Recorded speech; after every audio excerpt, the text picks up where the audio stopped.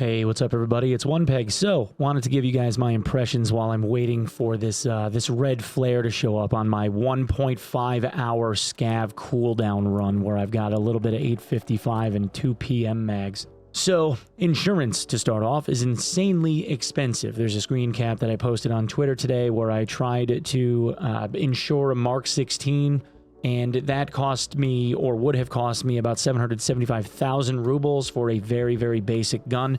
And yeah, not worth it. Can only be insured through fence. Stims are the only meds that are allowed in your secure container, you know, the little pouch slot, which doesn't make any sense to me. Why should I be able to prison pocket an EGG stim, but nothing else? It seems really, really strange. How is that somehow more worthy of going into a secure container than like an AI 2 kit, which is arguably way, way worse, comparatively speaking? Hideout upgrade items are the same, but you need twice as many hideout upgrade items to upgrade the hideout. So all of the little stations or whatever to upgrade them is double the material cost in order to be able to unlock them. You can't have any ammo in your secure container or money in your pouch whatsoever, but you still can put in keys and other like lootable items, so that I guess is all right. However, the cost-prohibitive nature of meds and stuff having to be out and about is really, really hurting for an awful lot of people. Losing meds off of the rip and throughout, like, a lot of deaths that people are seeing from various things in and about the maps, yeah, is pretty rough. Trader prices are just about double. So when you want to sell something, they're paying about half as much, and when you want to buy something, they're about twice as much to purchase. An AUG is over 1,000 USD, just to give you an idea. So yeah, the scav timer gets counted down from the moment that you ended up hitting the button. It's an hour and 30 minutes base with fence rep at the garbage rep amount. So with fence at, well, mine is 0.5. Once I get to 1.0, I suppose it'll be improved. But yeah, so scav rep absolutely comes into play.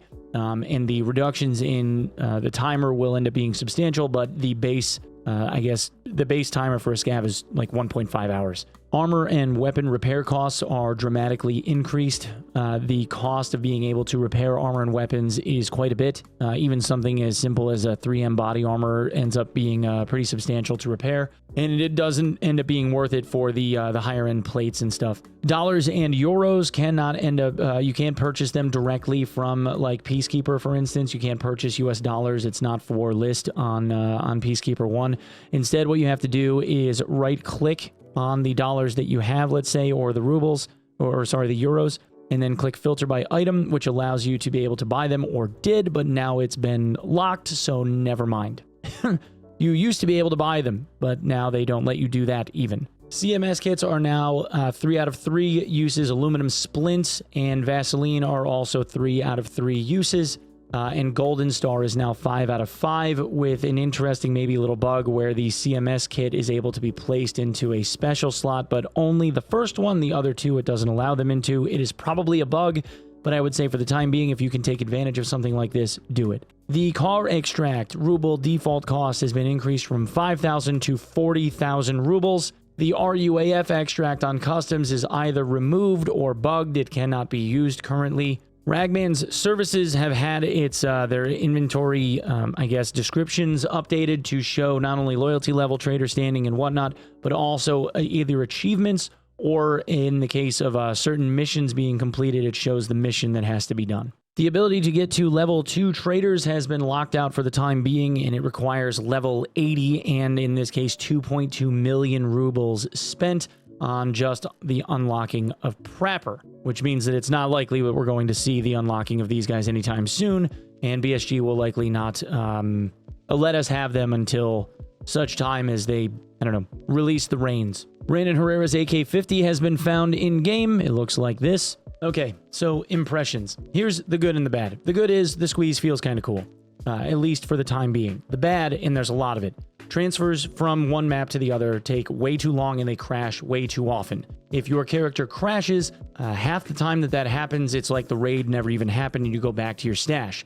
You can use currently the transfer out as an extract, even though it's unintended, by simply Alt F4ing off of the map and having the map, when it goes to black, when you transfer or go to transfer off, when the timer ends and the map transfers to black and you hear the audio suddenly stop, if you Alt F4 out, you have the ability to just go back to the character screen and all of the stuff that you looted is there. And that's been a bug since, I guess, last patch or the patch before or whatever, ever since transfers got introduced. That's been around for this like entire time.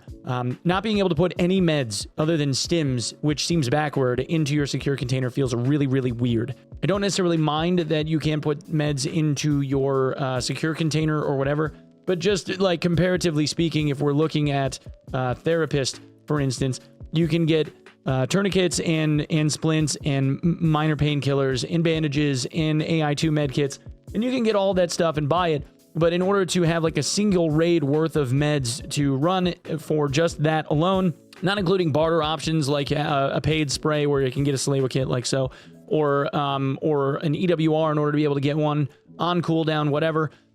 You can buy a lot of these, like you can get 24 AI2 kits and you can get 24 of each one of these, 12 painkillers, whatever. That doesn't really hurt necessarily, except that they all cost a bunch of money, and the chance that you're going to end up getting a heavy bleed or a couple of light bleeds and a broken leg or two, you know, that stuff like adds up. So you're looking at like minimum buy-in of like 50 to 70k rubles just in meds to go in, plus the food. It's 20k for a water bottle, and it's 25k for a thing of crackers. And I think you need like 3 things of crackers, maybe 4, to get enough energy up from the crackers to get to a full energy thing. It is very, very costly, which wouldn't be such a big deal if getting out was lucrative. But getting out isn't really lucrative. It's good for experience, but the stuff that you loot in selling it back, the sales prices are like 30 to 50% less, and the purchase price from these guys is like double. So it hurts pretty bad trying to sell that stuff off. All of that to reward you with not wanting to run a backpack ever, because the only time that you see a decently sized backpack, if you're going to see one on even a semi-reliable basis, is going to be when you're running a scav, which you can only do every hour and a half, maybe whittled down over time by getting fence rep, which is, you know, whatever, that's great. But again, like whittling it down is going to take time. In exchange for keys, where you can go and loot stuff with the keys, but the price of that doesn't ever seem like it's worth it. In pursuing, like the loot in those locked rooms isn't really all that great. It's just like you think you got a great key, but you really don't always have such a great key. It doesn't really do a whole hell of a lot. It's not all that awesome. RBBK seems to be pretty good. Like we're getting guns off of RBBK, but the rest of it not so great. Paying for the BTR in Woods to travel over to the train yard, the train station. Looting all of that felt okay, but there wasn't anything that made us go wow. It really didn't feel like it was worth the money that we spent to bring our asses all the way to that point and then go in and loot everything. It was kind of rough, actually. If you're somebody that owns Unheard Edition and or were somebody that had tested for a few hours on the testing server that you had access to and purchasing like Unheard Edition or EOD as somebody that got access to that stuff, if you did any of the ETS testing and were given those gifts, all of those gifts that you would be redeeming from the website are all valid. Like you can get all of that stuff. Also, you can go and play Arena right now, and the dailies and weeklies and stuff that you get from Arena, and all of those rewards are things that you can transfer over to your main character like nothing ever happened. Apparently, Ref's costs are more in order to be able to redeem things from him. His costs, just like all of the other barters and stuff that you have on most of the other traders, are doubled, but it's so easily farmable that the money coming from Arena, if you don't have Arena, you should be running Arena. Like, it's just a way to be able to farm money to be able to afford to do stuff. All of that, though, ends up reverting back to stuff like this, where like Ragman has a transformer bag and a crappy sling bag. Like those are the only bags you have access to from him. The best thing you're going to get is a barter for an Untar armor, because the rest of the armor that he's at for sale, like these P.A.K.As, are absolute dog ass. The vast majority of people running around this wipe inside of like the next 2 days will have a P.A.K.A. on with either a steel helmet, like a wiener hat, or they're going to end up running back the M32 Earmers, which you can't use with the deckhead helmet. None of that stuff is interchangeable, usable, whatever. So it's going to be either or, and then you're going to end up running like the old Cumrag headsock, and that is going to end up being the loadout with somewhat of a shitty AK, and you're probably not going to bother going and buying like the ADAR or whatever that you would get from Skier, or the Mark 12 gas block, which you can't get early in the game anymore. There's no like level 1 purchase for the low profile gas block, for instance, so you have to run like a stock ADAR with a carry handle sight on the back of it that you get from Peacekeeper for USD, that you can't get more USD unless you get lucky and loot USD from somewhere, because the trade for USD isn't in the game right now. It feels very, very, very, very squeezed. I don't currently at the moment see the reward. It's very frustrating. It's frustrating for me, and I have a ton of experience. Even if you're relatively proficient, it's frustrating. Even the guys that are super proficient at the game are being frustrated because there's like little to do, because you do your dailies and weeklies and then you really don't have anything left. You're just kind of like running around killing bosses, and then you're kind of like, oh, okay. Normal players are running out of backpack space because the only thing they can buy are tea bags and then the 1.5 hour maybe scav. So that doesn't really jive all that great. So that you can't loot a lot of stuff because you don't have storage space to be able to loot it. For people that are dying kind of often, they're running out of meds that are like even halfway decent because meds just aren't abundant in the game. Like there aren't as many med things to loot. The barters are becoming more relied upon, which is fine, but the basic meds that you're trying to buy come from therapists. That's like 60, 70K. So like every single run is like 60, 70K minimum just to be able to get in there, not including trying to pay for a car extract, not including paying for a BTR run, not including, healing yourself if you end up being above level 5.